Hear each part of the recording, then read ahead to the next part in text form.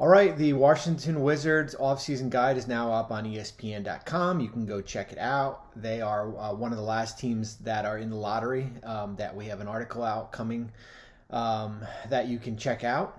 We also have Sacramento that's kind of in a holding pattern.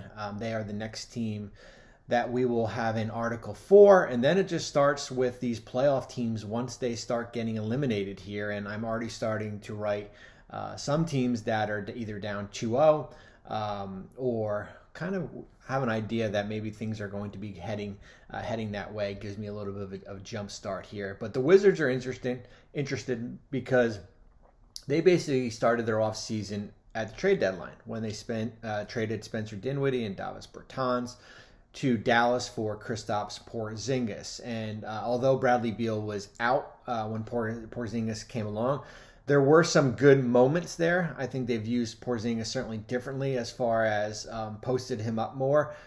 We didn't see the Porzingis that we saw in Dallas, which was basically kind of standing in a corner in a stretch four. They used him more kind of as a center here, and it's going to be interesting as far as how those two mesh. You've got two former All-Stars and a bunch of young players here from a developmental standpoint. Can they contend for a play-in spot? I believe they can. Can they contend where Philadelphia and Brooklyn and Boston and Milwaukee and Miami are right now? You watch the playoffs. I think they're still ways away from catching those teams. But who knows? You have a good offseason. You have a good draft pick. You land a free agent here, and we'll go through kind of a step-by-step process as far as what the Wizards are to be expected this offseason here. It all starts with Bradley Beal. He signed that 2-year extension a few years ago, back in 2019, and the thought was that it was a placeholder. Beal got his. We always say, you get the money now and then you ask out later, and the thought was that eventually things were going to turn south in Washington, and Beal would ask out, and his new team, the Wizards, would recoup all these draft assets, and none of that happened. Beal finished his season in Washington, although on the injured list here. And now he's got a decision to make. He's got a $36.4 million player option. Likelihood is that he is going to decline that, and then he becomes a free agent. But he's given all indication that the likelihood is that he wants to be back in Washington. And when you look at the contract, 5 years, $248. It is a monster number. But that's okay. And I know people are saying, well, Beal is not part of this, I guess, this retool, this rebuild. You sign him. If it doesn't work out, you can always move him down the road. I don't see it as a John Wall, Russell Westbrook situation where the Wizards are stuck with a $50 million salary and they can't do anything about it, and you have a disgruntled player.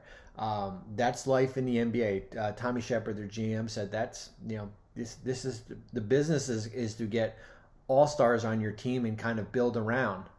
And I think it's the right play for right now. Certainly they have to do a little bit more as far as adding around him. But the numbers are the numbers, right? 5 for 248. The likelihood is that he comes back. He's indicated that, yes, that this is where he wants to play, but he's also indicated like he wants to win. He said on the Draymond Green podcast, I want to play in meaningful games in April, in March, down the stretch here. I want to be one of these teams that are competing for not just a play-in spot, but a spot in the top 6 and waiting for one of these teams to play in. And I think there's some work to do as far as from a front office standpoint.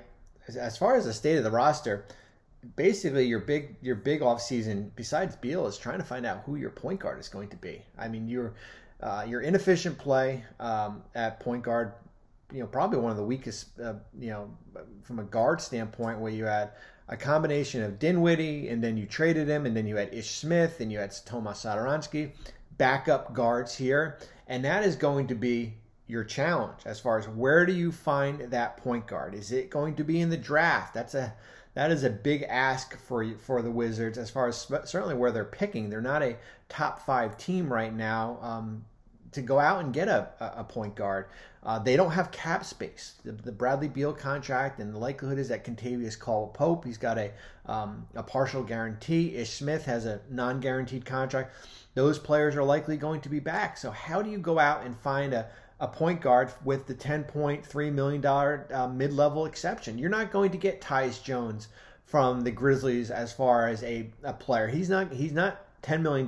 Trust me, he's going to probably be in that $15 to $16 million range. You're not going to get Jalen Brunson from the Mavericks. He's probably in the $18 to $20 million range, and that's going to be the challenge for Washington, is that who those mid-level type guys are that fits into that role.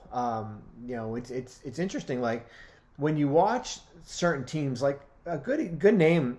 If they had a guy like Corey Joseph who's in Detroit, and Corey's got a player option with the Pistons, like you need like some player that can just kind of control the situation. You don't need him going out and giving you 15 and 12 every night, but you need a player that can kind of manage the game. And that's going to be the big thing as far as for the Wizards, is where do you find a point guard with your mid-level exception?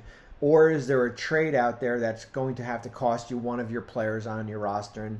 And Tommy Shepard, their GM, has been out front. He said that's a position of need. That's a priority. But it's a hard ask, asking a 21, 22-year-old to be your point guard of the future and have him throw in and play 30 to 35 minutes. But maybe there's a diamond in the rough in the draft, and the Wizards find that player. Maybe they move up into the top 5, and they can maybe they move that pick for an established player. So plenty of different options here for the Wizards. You've got Beal, you've got Porzingis, you've got extensions for Rui Hachimura. Hard for me to think that anything gets done. I want a little bit more body of work. You've got an extension for Kyle Kuzma that is in, I believe that is in October when he becomes eligible for. He's going to be interesting here, and I'm just pulling up Kuzma's numbers. I had said here that, Kuzma was probably in the running for most improved player, but had a little bit of a slump towards the back end. You can extend them for 4 years, $70 million, starting on September 30th here. So what do you do with Kuzma? He's got a player option for next year at a reasonable contract. Likelihood, if he puts up the same numbers this year, he is going to be a free agent. So do you entertain extension options for Kuzma? That's going to be the big thing. Porzingis is extension eligible. I'm not extending him for $131 million. I want a full body of work with Bradley Beal on the court. Caldwell-Pope is extension eligible. He also has a trigger date in his contract for it to become guaranteed. I would say 98% that his contract becomes guaranteed, because if you waive him, what are you replacing him with? What is your production with? You're not going to have cap space here to go out and get a player here. You have enough room below the luxury tax to bring back Beal, to go out and use your $10.3 million mid-level exception here. So you're basically kind of looking at the same roster that is coming back here.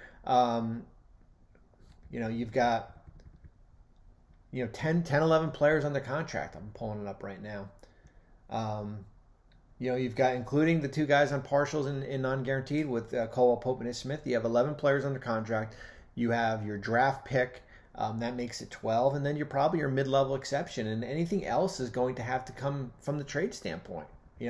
Or can you package maybe some of your younger players? Is there somebody out there that's established? And it's going to, you need your young players, Kispert, Denny, Rui, you need them to take it like a big step up as far as from a developmental standpoint, to have them go from rotational players to guys that you can play 30 minutes a night and are part of your starting lineup and are you can showcase for teams or even for yourself. So it's a big offseason in Washington. I think Beal comes back for that 5 for $248, but the work's not done. Just because you signed Bradley Beal is great in the short term. I think it's great for July until October, until you start playing again. But when things go south, and I'm not saying that's going to happen with the Wizards, then you have a player here looking like, did I make the right decision? Do I want a change of scenery maybe next year? So you can't just take a deep breath that Beal is back. You got to continue the process, and the process starts with the draft in late June here. We'll see where the Wizards have with the lottery coming up. But as I said, it starts with Beal. We'll see what happens with him and Porzingis on the court here. Who can you add it as a point guard? Maybe it's a guy like John Wall. We'll see what happens in Houston with the Wall situation in that expiring contract. He's basically kind of been in that witness protection program. Hasn't played in a year, but he might be as good as what is available out there in the free agent market. Thank you for watching ESPN on YouTube. For live streaming sports and premium content, subscribe to ESPN+.